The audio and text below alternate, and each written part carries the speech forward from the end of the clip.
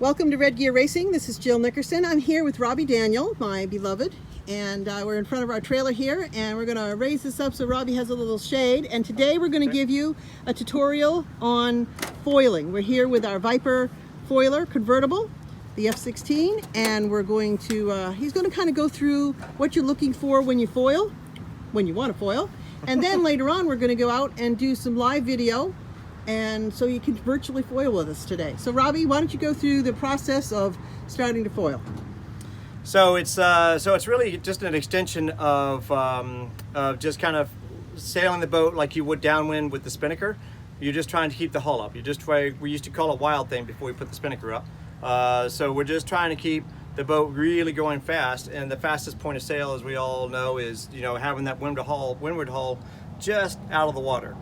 So so what you're really wanting to do is to try to you're going to need to steer up, get the boat speed up where the hull starts to come up, and then as the hull starts to lift and come out of the water, you want to bear away and maybe ease the main as you need to, as you're bearing away and easing the main at the same time, so the boat will build speed.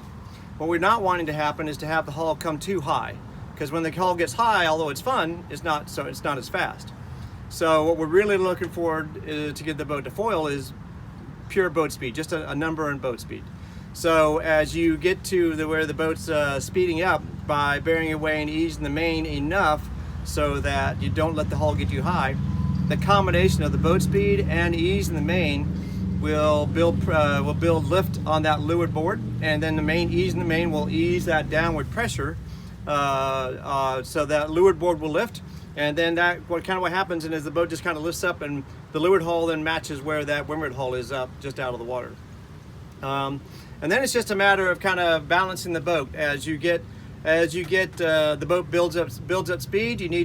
We're still trying to sail deep, so if the apparent wind jumps forward, you'll treat the sail in a little bit, and if the boat kind of heels to leeward, you're going to bear away and try to get the boat to go a little bit deeper. If the boat heels to windward, then most likely what's happened is you've got the apparent wind wrong. So if the wind has gone forward, if you sailed into lighter air, then you're going to need to sheet the sail on. And if you can catch it in time, then just sheeting the sail on will keep the boat from not heeling to windward too much, or keep the boat level without having to steer up.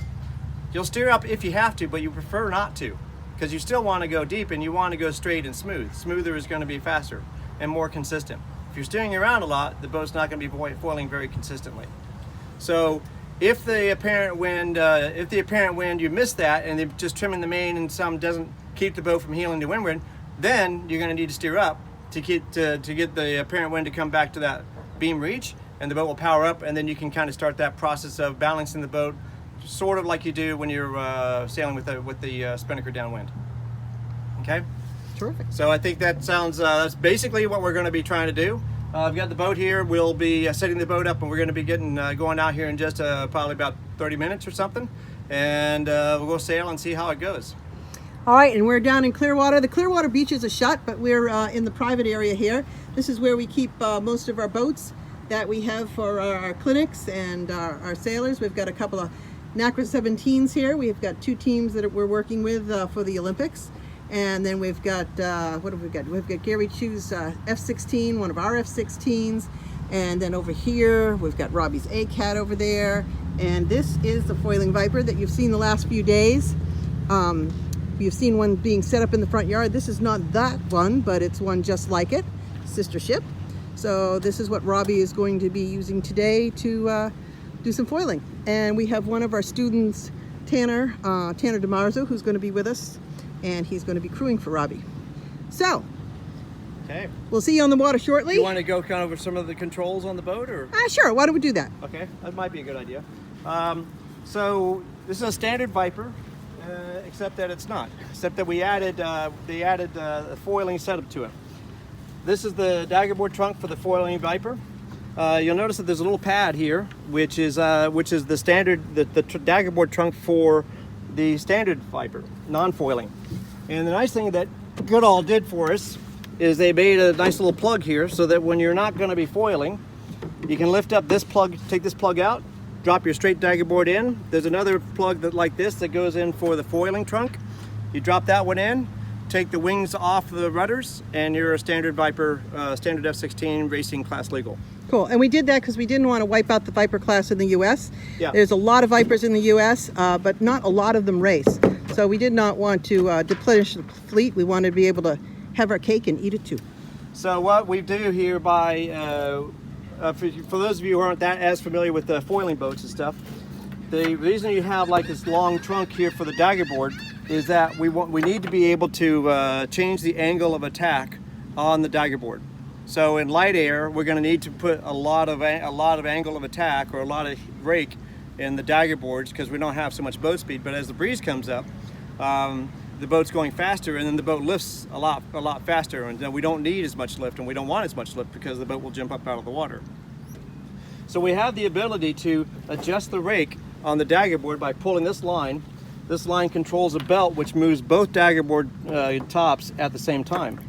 And so you can see as I pull on the line how the top of the board moves back. So that's increasing angle of attack on the rudder, on the dagger board, I'm sorry. So lighter air, I'll pull it back more, and stronger wind, I'll pull from the other direction, and that pulls both boards forward more. What I've done is I've just put some reference marks on here so that when I find a spot that's good, then I know what mark I've gone to. And I put a couple lines on the rope also, so like it's 1, 2 marks, 3 marks, and 4 marks, and so on. So that as I find a spot that is good, like 3 or something, then when I go upwind, I may not want that on there, but I know the next time I go out in a certain wind condition, that 3 was the right amount of rake on the dagger board, and that's just gets it so I can go right back to that same spot and be ready to go. And you did something special back here that didn't come with the boat, the take-up system? Yeah, just a little take-up. I hadn't seen what they had on the boats in Europe, and there wasn't anything that I could see that came with the boat.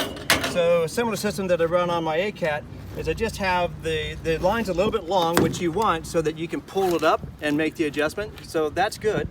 But when the line, when you're not there, then you don't want the line laying slack like this. So I just got a bungee pulling the rope 2 different directions here to take that slack up. So that when you pull it up to make your adjustment, it'll give you that slack, but then as soon as you let go of it, it snaps it back and it's clean and out of the way. And in addition to the plugs that come with the boat to switch it back and forth from an F-16 to a F-16 foiler, it also comes with 2 spinnakers. One spinnaker, the foiling spinnaker, is a bit flatter. So this really has everything you want. This is a lot of bang for the buck. All right, so we're going to cut off from this video, and we're going to catch you guys on the water. So we hope you join us for some, we're going to try to do some live video if I can, and take some questions if you have them. We'll answer what we can, and look forward to seeing you. Stay with us. This is Red Gear Racing.